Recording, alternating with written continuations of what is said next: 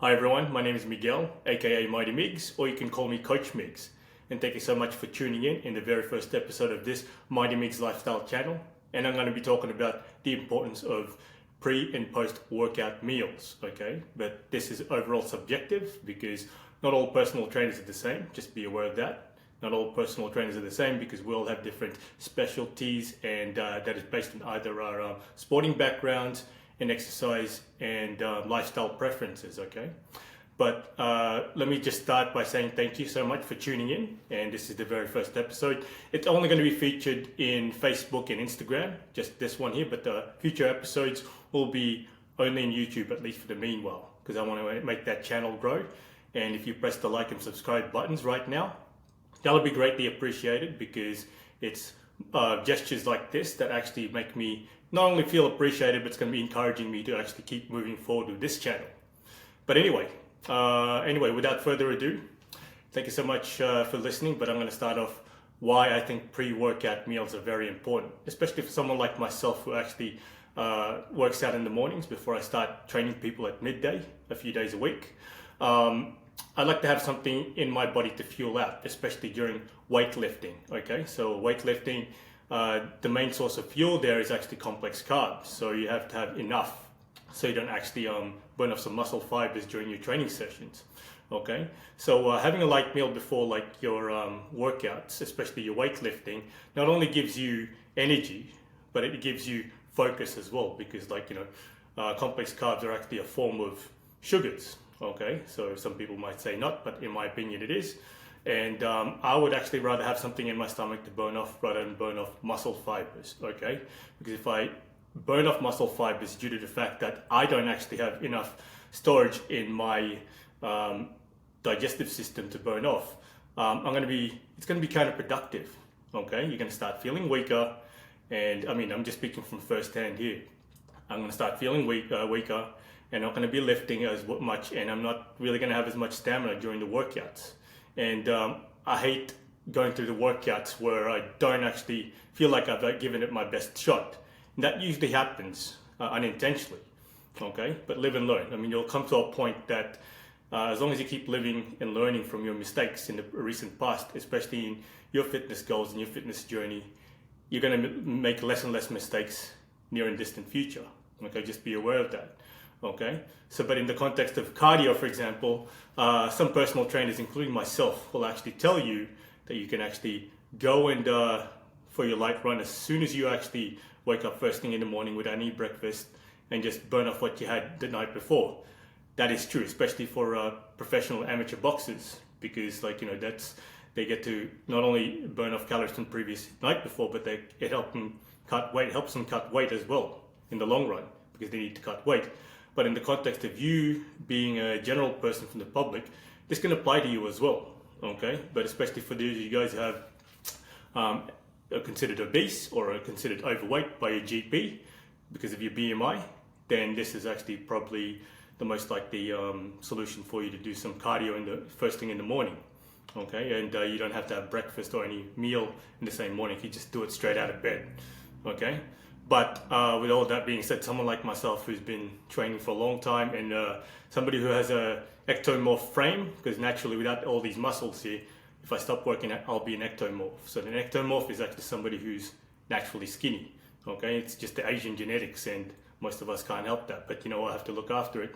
But with all that being said, I want to make sure that I will still eat something just before my cardio workouts, okay? Whether it's just running in a treadmill for 5 or 6 Ks, or in the cross trainer, or even just shadow boxing, or hitting the bags afterwards, I need to have something more, because my fitness level is above average, okay? It's not because I'm better than anybody else, I'm not worse than anybody else, but I've been working out for a long time and I know what works for me, okay? Now, let me get into the post-workout meal importance, okay? So in the long run, your post-workout meals are more important, actually slightly more important, as it will give you better results in the long run. Let me explain why. There is a time window for your body to recover properly after your workouts, usually within 30 minutes after your weight session and within 60 minutes after your cardio session.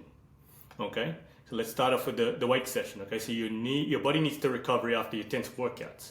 with a decent amount of protein for recovery and repair for your damaged muscle fibers, and a little bit of glycogen from your complex carbs such as pastas, bread and rice for fuel, and and a bit of simple sugars as well, like glucose. You can get that from honey, but I would just stay away from, or just limit that glucose because excess of it is actually going to be obviously going to make you bigger in the long run, okay? Unnecessary weight gain, and most people don't want that, but they're unaware that they actually consume too much glucose in general, okay? So just cut that down, or just limit it to like 1 teaspoon or 1 tablespoon a day, and that's enough for most people, especially like for those people like myself or other people who have been working out for a long time.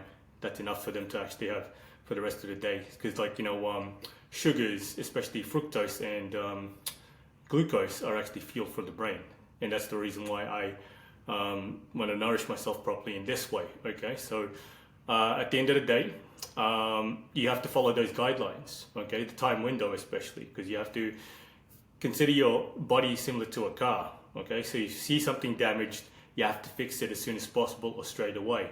Otherwise, it could only get worse. It's the same thing with your body. So when you're working out strenuously especially, your body actually gets into a state where you damage so much muscle fibers and the protein and complex carbs, or even a bit of glucose, within 30 minutes after your weightlifting and 60 minutes after your cardio session. Pure cardio I'm talking about, no weights. It's essential for recovery in the long run, okay? So just try that out, okay? But anyway, here's a bit of a treat for you. I'm only going to preach to you what I personally practice, okay? I've said this before in my Facebook videos, but at the same time, I'm going to give you some of my own nutritional practices. Now, before I start, remember, this is not for everybody, okay? Like I said, it's just totally subjective.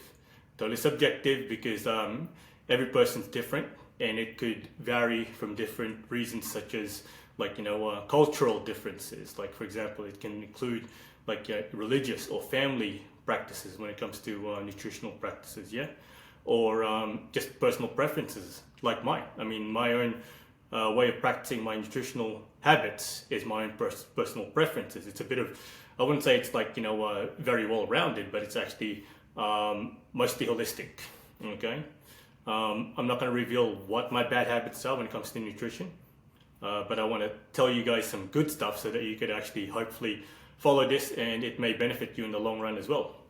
Okay, so the number one thing is I usually rely on good fats such as omega-3, foods such as coconut water, avocado, and fish oil for fuel. Why is that? Like I said to you before, that because your body is similar to a car, and if you get premium oil in your car, then the engine and its mechanics will help your car and your body run smoothly and burn fuel effectively. So use good fats for your body to function properly, especially when you're doing endurance-based workouts such as your long runs, marathons, or like biking or triathlon. Okay, that's the primary source of fuel for aerobic and endurance-based workouts. Okay, and the second thing I don't do this every time anymore. This is more like on a seldom or an occasional basis. But I used to take 1 tablespoon or even 1 teaspoon of honey with no fat milk after my protein shake. For my protein shake after my weightlifting. Okay, why? Because after lifting heavy, my body's in a depleted state, and it feels good right after you finish the workout. But for the rest of the day, if you are in a depleted state for the rest of the day, you're gonna feel like crap. Okay, you're gonna feel like crap, and what I mean by that, you're gonna be deprived, and you get cranky, and you get hangry. Okay, you know what the hangry means? If those of you who don't know, look it up. You get cranky, and you want to avoid that, because sometimes I get cranky for no reason because I'm feeling deprived after working out properly, and sometimes I don't realize that I'm not, I don't have enough simple sugars in my body. So when that tablespoon or teaspoon of honey helps me restore the little amount of simple sugars and insulin my body needs for the rest of my busy day, especially with you when I have a busy day as a personal trainer, or even with acting. I need some simple sugars so that I could actually feel good, because simple sugars actually create serotonin, which is the happy hormone. But too much of it is bad, but just enough of it, it helps you lighten your mood up and makes you happy. Okay? And I don't use this as much anymore anyway, because I tend to be more well-rounded with my salts, but I usually or just sometimes use sea salt in my major meals for breakfast, lunch and dinner. Okay, so why is that? Because from what I've learned as well, especially from my favorite sports nutritionists such as George Lockhart, who is actually the sports nutritionist for a lot of elite UFC fighters, including Conor McGregor. He told me, and I've read in his articles and even in his podcast interviews, that it has all the 4 electrolytes, which is potassium, magnesium, chloride, and sodium. Okay, so you need those for your muscles to contract properly. Okay, especially during and after your workouts, and it'll help prevent cramps as well. And using sea salt before your workout is beneficial because it'll give you the extra fuel that you need during your workouts, and it'll prevent yourself from getting dehydrated, and being dehydrated as well can lead to cramping, and cramping sucks, whether it's just minor or actually huge cramp. Okay, either way you don't want to get cramps. It doesn't feel good. Okay, so after your workout, sea salt is essential as well, okay, for a slightly more effective muscle recovery, as it has all the 4 electrolytes your body needs. Okay, well, there you have it. Okay, I hope you enjoyed this very first episode of this Mighty Migz Lifestyle channel. I do appreciate you tuning in, but if you haven't done so, please press the like and subscribe buttons and share this to anyone who you think will benefit from this content. Okay, I hope this helps, and until the next video, thanks for listening and watching. Adios.